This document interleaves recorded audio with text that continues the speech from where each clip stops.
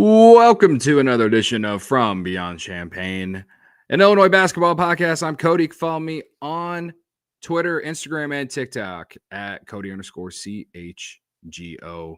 And as always, guys, make sure, if you're interested, to follow me on any of those platforms. But also, we have a new voicemail number here. If you are mad or if you just have a question or anything related to Illinois hoops, make sure to call this phone number, leave a voicemail, and we will play it on the next podcast. Still haven't got one. We're still waiting for that first one. The phone number is 312-379. Let me wait for it to come across here. 312-379-9256. Again, 312-379-9256. Go ahead and give that phone number a call and let me know how you feel about Illinois right now after they are 3-0 in a 66-54 win against Oakland. It was absolutely ugly. It was it almost felt like one of those old school Big Ten games where it was just like the first one to 50. That's legitimately kind of what it felt like watching Illinois tonight. I don't really. Let's start with instant reactions. My instant reaction to this game is that this team clearly is not perfect yet, and this team has a lot to work on. But at the same time, you managed to win the game, and you still won by double digits. As ugly as it was, and honestly, as bad as you played, you still won by double digits. That says something to me. That says a lot about the talent that you have. I think it says a lot about the coaching you have. And I think it says a lot about, what this team can be. And as we've said, this team is, you have to have some sort of timid expectations here these first 2 months throughout the non-conference season until you get to January. I think in January we can raise those expectations depending on how they play here in November and December. But this was the first game of the season where I feel like there might be some negative vibes feeling in Illini fans, and rightfully so. Illinois had 18 turnovers, folks. 18 turnovers. And a lot of them were very unforced. A lot of, Will Riley had one where he did he tried to pass the ball and he lost control of it, and he ended up grabbing the ball out of the air, and it was a travel. Unforced stuff. Just like dumb stuff.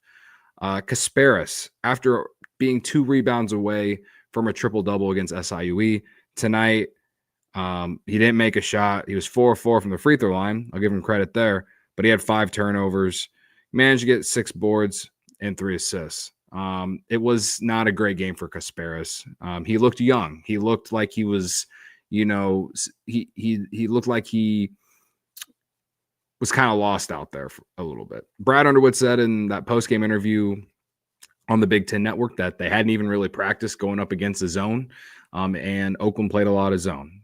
Should I give him an excuse there? I mean, again, it's the 3rd game of the year, so I'm not really that upset. I'm annoyed. I can't sit here and lie to y'all. I am annoyed in some aspects about this game. But at the same time, you won by double digits, and you saw some good things as well. I'm going to get to the good things, but my instant reaction is it was an ugly win, and good teams find a way to win games. I don't think if you turn the ball over 18 times against a team in the top 25, you're going to win more often than not, especially when you only shoot 7 of 25 from the 3-point line to go with that. But, I think Oakland is a good program. They're a good mid-major program. Their coach is the longest tenured coach in college basketball.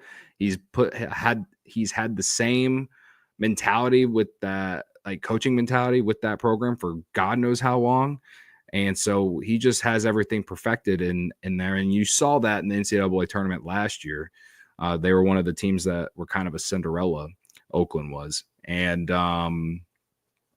so we're gonna see how this game helps this team going into Alabama. Because admittedly, let's just say Illinois comes out, shoots what they shot 28% from three tonight. Say they shot 40% from three tonight and turn the ball over 9 times. Like they were averaging 9 turnovers per game the first 2 games. Say they averaged 9 turnovers, or say they had 9 turnovers in this game and shot 40% from three and maybe won by 20 instead. You go into Alabama feeling really good, and like what if they get boat raced by Alabama then, right? Like, so all I'm saying is perhaps this game can help the coaching staff kind of go into the film room with this team and make some adjustments, work on some things. You got like a week basically until this game against Alabama. So you got a long time to prepare for it. I'm pretty sure. I'm pretty sure it's like a week. Let me look at this. Yeah, next Wednesday. They don't play again until next Wednesday on the 20th, 8 o'clock on the SEC network. All right, in the CM Newton Classic. So yeah, I think there can be some good to be taken away from this game, despite how bad, like how ugly the game was. But like I said, I think there is room for concern too. You just can't turn it over 18 times. And I don't know about y'all, and you can let me know in the YouTube chat here. We already got one comment. Shout out to Lyndon in the chat. I'll get to your question here in a second. But when watching the Brad Underwood era, does anyone else feel like this team just turns the ball over a lot? And it might be because of the style of play, trying to play fast here these last couple of years with the positionless basketball and all that. Like, am I wrong on this? I'm just curious. Like it's like last year in the non-conference, they turned the ball over so much against some really not good teams, in my opinion. They got better with it as the season went along, I thought, but I don't know. Like the turnover thing is something that just kind of it raises an eyebrow. It makes me want to have a cause for concern. Other than that, though, I thought that despite the fact that you couldn't make any threes, the fact that they were still able to almost put up 70 points, even though they shot below 30% from three, is encouraging. So more on this game in a second. Lyndon asks in the chat, what are my thoughts on Brad's rotations tonight? So when you look at minutes, I guess, yeah, obviously, like not as many guys played tonight. Only 4 guys. He went 4 guys deep off the bench. Will Riley coming off the bench again. Didn't shoot the ball particularly great tonight. He had 8 points. Dre Gibbs-Lawhorn, I thought he had a little bit of a bounce back game compared to his last shooting wise. And then Morez Johnson and Kerry Booth played, but they both played under 10 minutes. I just find it interesting considering how deep that they went in the last two games. So one might say that Brad kind of gave away his hand or gave away his hand a little bit on how he's going to do things. I guess I would have liked to see more DGL. And as everyone who's watched this show or listened to this show over the last year knows that I love DGL and I'm very, very high on DGL. But he shot the ball well tonight and he defends. I like the way he defends. I think he brings a certain energy off the bench. Just would have been nice to see a little bit more of him. Only played 12 minutes. And again, like I was talking about some of the guys who started. I mean, Kasper's playing 31 minutes and he didn't really play that well. Kylan, I have a lot of thoughts on Kylan and I'll share those later. But at the guard position and starting lineup tonight, like I just feel like no one was playing, like no one was balling out like we've seen the first 2 games, right? And so I felt like you could have played DGL a little bit more. That's all I'm saying. So yeah, that I hope that answers your question. Oh yeah, I see it in the chat. He says, Lyndon says, I agree, wanted to see more DGL. Yeah. So, we'll be interested to see how he does the rotations next against Alabama. But overall, I could be. I feel like if this team had more experience on it, I think it'd be valid for me to be a little bit more upset. I got it out of me to start the show to acknowledge the fact that I am really annoyed about 18 turnovers. But I will say, for a positive, they did shoot the ball from the free throw line a lot better tonight, 13 for 17. I said in the show on Monday, they shot 19 for 28, I believe, in the game against SIUE. So a little bit better from the free throw line. Didn't get as many attempts, but they still shot it a lot better overall in this game from the free throw line. For the game, they just, they're 41% from the field. Couldn't make a 3-pointer. I'm glad. I will say this: the fact that they didn't make any threes, like they made 7 and took 25 attempts. A lot of teams continue to keep shooting them, but I felt like Illinois, and this is a positive, when Illinois wasn't making the shots, I felt like they did try to get the ball to Ivisic in the middle of the paint, and he had so many open looks down there. He led the team in scoring tonight, 20 points, 6 rebounds, 4 steals to go with that. He had a couple bad turnovers, but other than that, he had a great game. He really stood out. Tomislav is a guy that, like, I'm really interested to see how he adjusts, I guess, to better competition, because I think against SIUE, I thought you could see the range, like the shooting range. Like you could see his, like that skill for him come out. And tonight he was 0 for 2 from 3, but he scored all his points in the paint. And his size, obviously, he was bigger than anyone else that Oakland had. But at the same time, like, he can be a massive weapon for this team if he learns and adjusts well against, like, some of the top competition that they're going to play against here in the non-conference. That could really bode well for the Big Ten season, I think. So I'm very encouraged about Tomislav.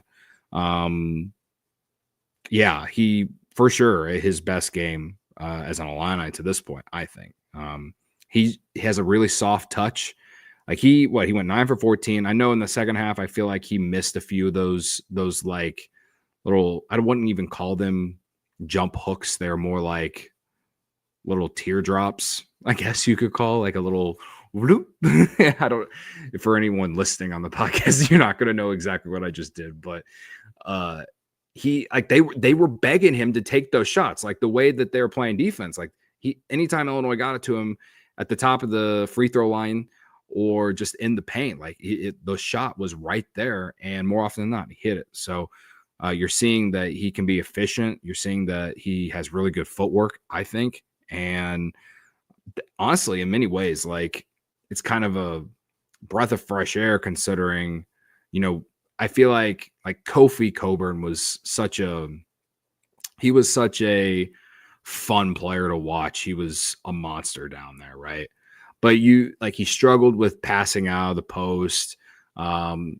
He didn't always do well in transition, in my opinion. There were some times where he would catch the ball in transition and throw it down or something. But I even in the half court, like if it wasn't just post ups or whatever, sometimes it felt like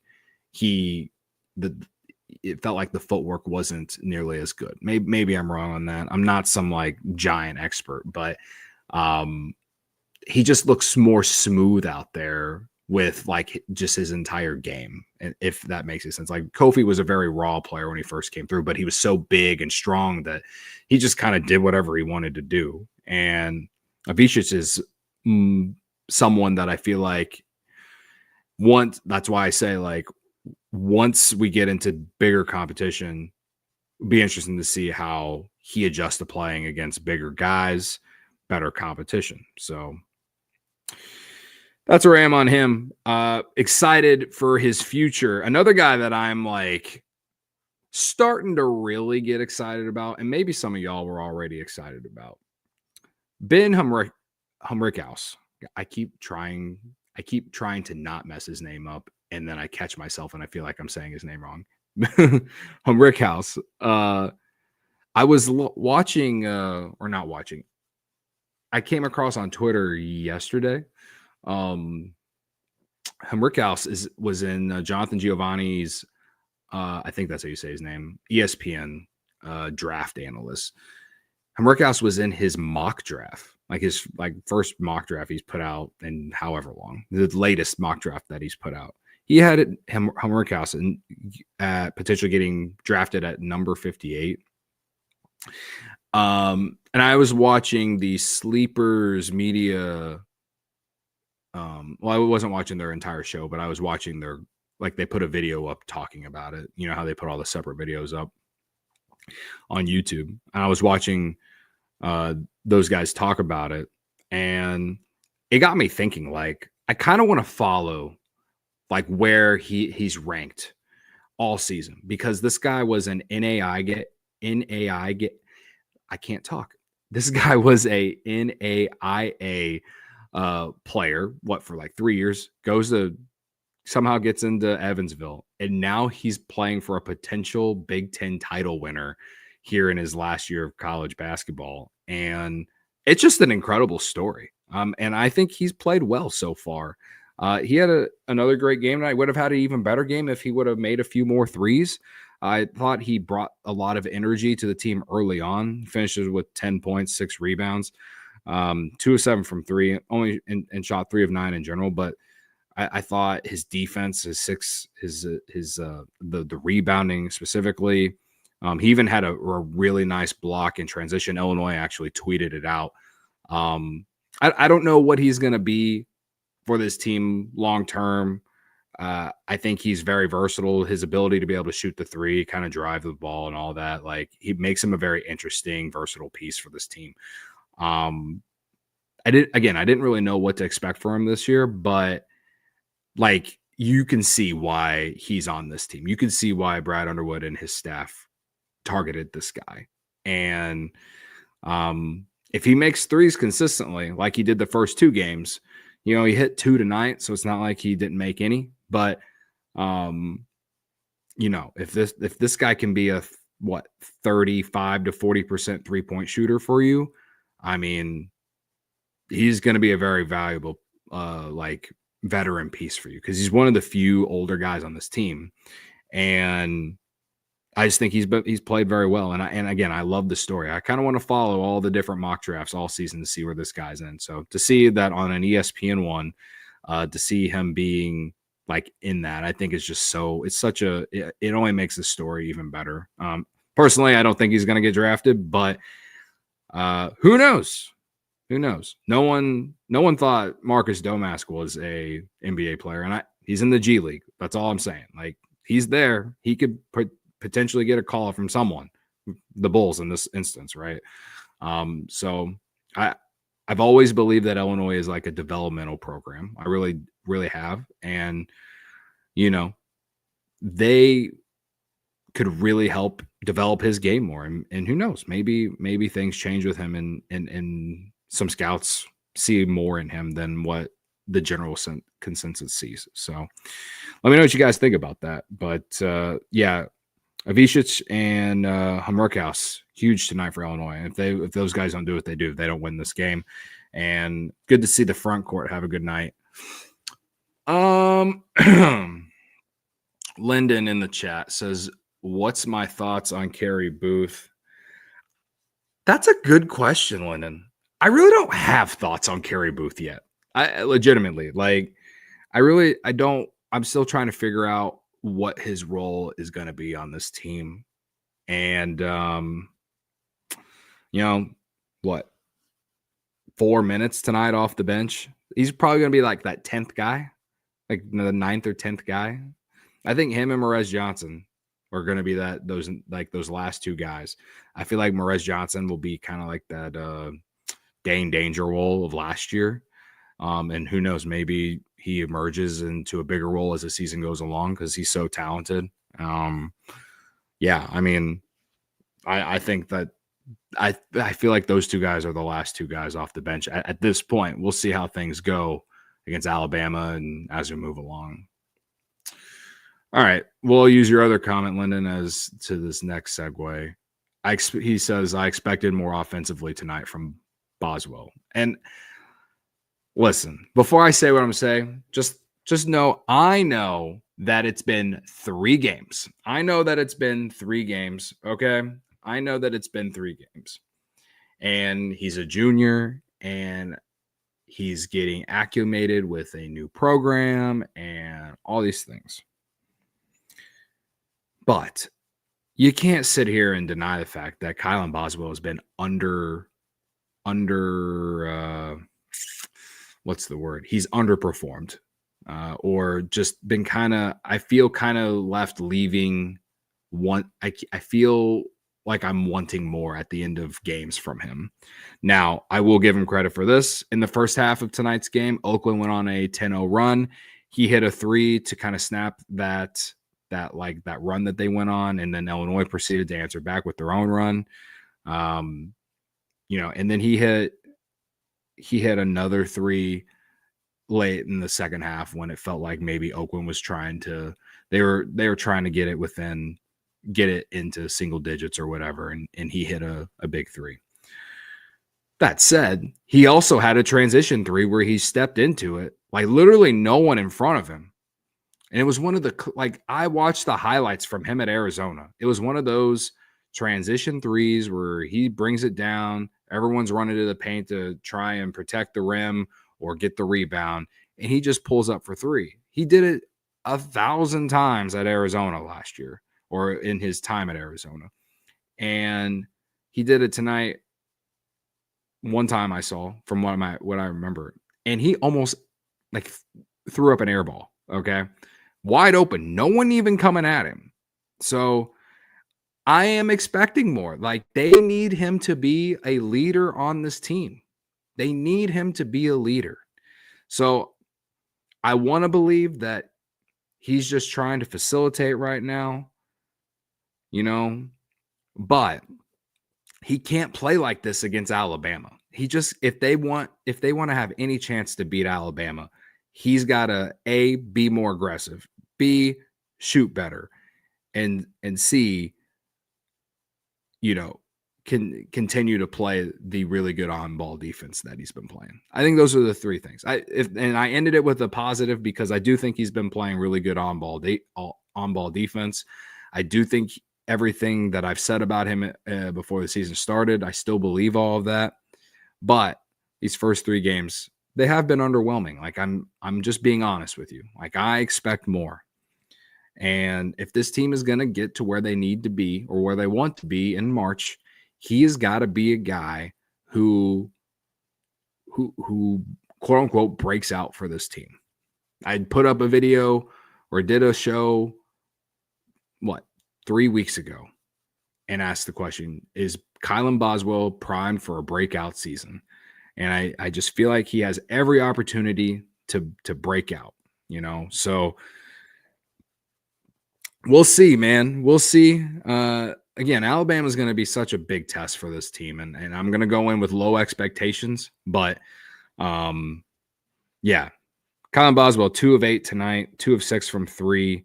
And he did make both of his free throws, but he didn't really do much of anything else. Didn't really get in didn't get any rebounds. He had 2 assists. I feel like he's leaving us wanting more. So hopefully this next week, watch some film and figure out how they can get him going. I feel like he needs to shoot. He needs to be more aggressive. He needs to be a guy that they need to try and get going early. Whether you're I feel like early tonight it was Humrichous and Ivisic, which is fine. They were your 2 best players tonight. They and Oakland had no chance trying to stop them. That said, though, it's not like Boswell just shoots 3s and that's it. This guy can go to the basket. One of the second 3 that he hit, though, the one in the second half, that I think they came down. He ran a simple pick and roll, and they went under the screen, and he shot it. It was okay, he called his number on that. I think Stephen Bardo said that on the broadcast. He called his own number on that one. It's yeah, let's get some plays for Kylan. I would like to see Kylan be a little bit more aggressive. I'd like to see him be who we all think he can be, So yeah, we'll come back on this subject in a month, I'm sure, but I'm expecting more, and I feel confident that we will. I feel confident that we will see more from Kylan, but yeah, underwhelming night for sure, Wendon. All right. Well, what other things can we bring up? I wrote a few things down. Brought up the Humrichous. I guess the other two guys that were in that mock draft, Kasparis, I think, was at number 16, and then Will Riley was at number 19. I haven't talked about Will Riley that much yet in the show. 28 minutes. He had the most minutes off the bench tonight. 28 minutes, 2 of 8 from the field. He had 8 points. It is 3 for 5 from the free throw line, though. So it's good to see him get to the free throw line a couple times. 4 rebounds, 2 assists. He even had a block. And that one turnover he had was that play I was talking about where, just losing the ball and then trying to pass it, but catching the ball in the air and it just being ruled a travel, which was the right call when it happened. He's young, and I it's overall, like, I've been very impressed with what we've seen from Will Riley at this point. I've been very impressed with what we've seen from him. So was this his best game of the 3? No, absolutely not. I am intrigued to see if he keeps playing well. Is he ever going to crack that starting lineup? Someone, I believe, asked in the comments of the last show, like, when does Will Riley get put in the starting lineup? And, like Trey Wyatt, whether it's Trey Wyatt or Humrichous, like, I think Brad's going to want as many older guys in that starting lineup as he can get. Now, that doesn't mean that Riley's not going to be in the game at the end of the game. So I kind of like having that little extra fire off the bench. Him and DGL coming off the bench is how many other teams in the country have something like that?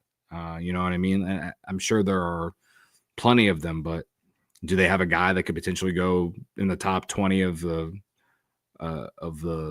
draft this coming year? Like, I don't know. AJ Storr for Kansas, he's coming off the bench right now, right? Like, other than that, like, it's kind of tough. Like, that just shows how deep Illinois is. So I'm perfectly fine with Will Riley coming off the bench right now, and I'm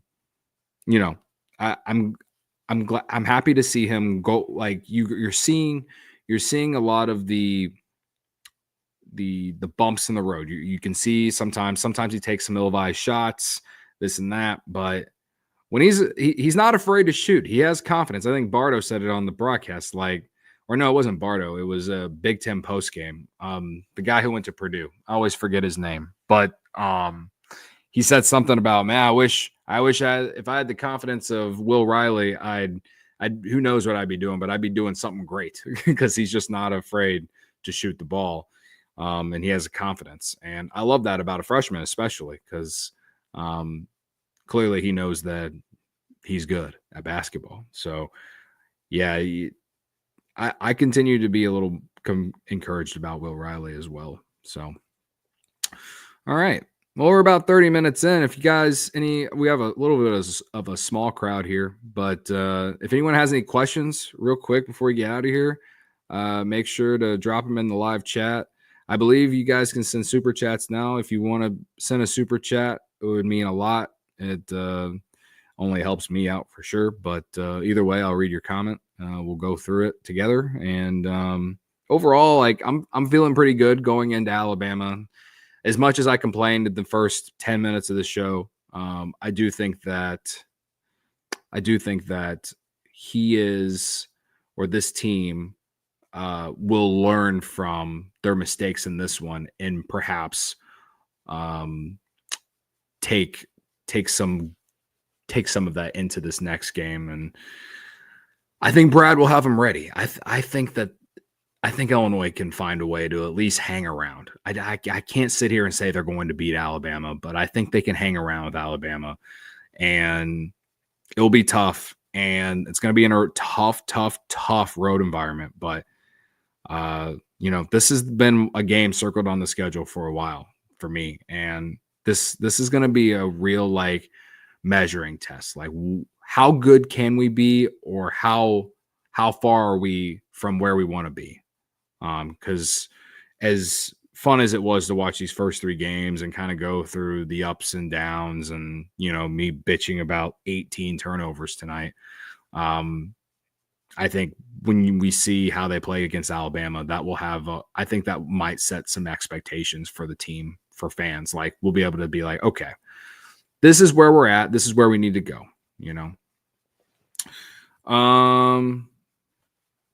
Sonny is in the chat. He says, is Ivisic our best player? I mean, right now he looks like our best player. Shit.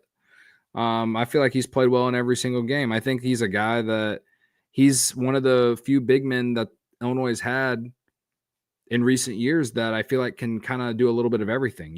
Kofi was a post-only guy. He couldn't shoot the ball. I remember one or a few times in Kofi's career at Illinois where he shot a free throw line jumper and people were like, whoa. And I believe 1 or 2 times he hit a shot doing it. And with this guy, with Tomislav, like, again, he didn't make any threes tonight, and both of the 3-pointers he took looked terrible. He was building a house of bricks out there when he did that. But in other games, though, we've seen him be able to shoot the 3. So I like that versatility. I think he can be very valuable. The fact that he is athletic and he can run the floor and all, I just think that goes so well with what this team wants to do. So is he our best player? I mean, right now, I think so, just because, we're seeing a little bit of growing pains with Kasparis and even Will Riley a little bit. Kylan has not done what I needed him, or what I think we all need him to do yet. Whatever the issue is, I feel like it will come together, but right now he's just not playing the way that I would like to see him play. Humrichous has been, for me, a nice surprise. Didn't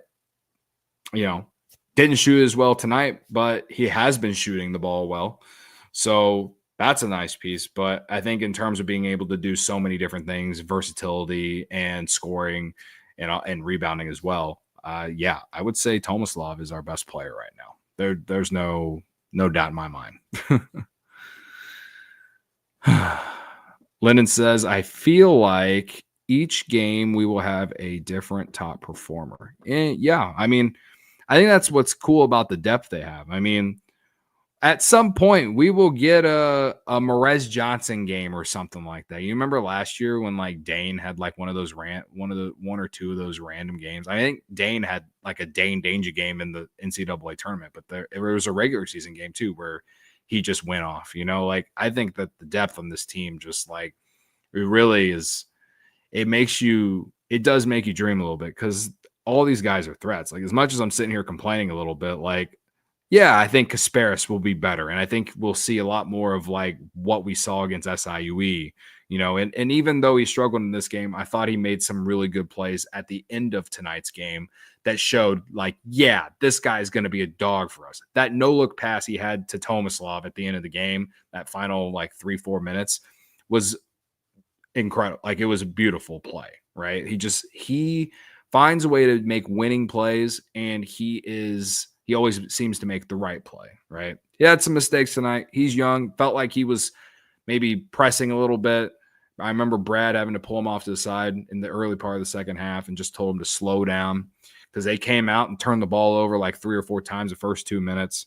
I just felt like in the last 10 minutes of that game, he played a lot better. So, but I could keep going. Like, I do expect Kylan to be better. I expect DGL to continue to be what he has been so far, and Will Riley to continue to take steps forward too. Like, any guy could do anything on any given night on this team, I feel like. So I think for them to beat Alabama, they're going to need everyone to play their best collective effort, though, because that one will be tough. So, all right.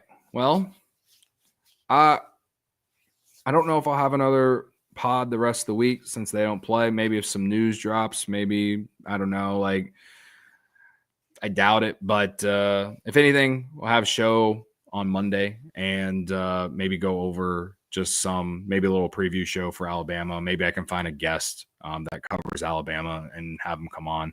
I've never done that, so we'll see. But yeah, stay tuned. If we don't, then I'll be back here next Wednesday doing post game and maybe do a little watch along on the YouTube channel as well. So if you're new here, hit the subscribe button, hit the like button for all of y'all that are new here.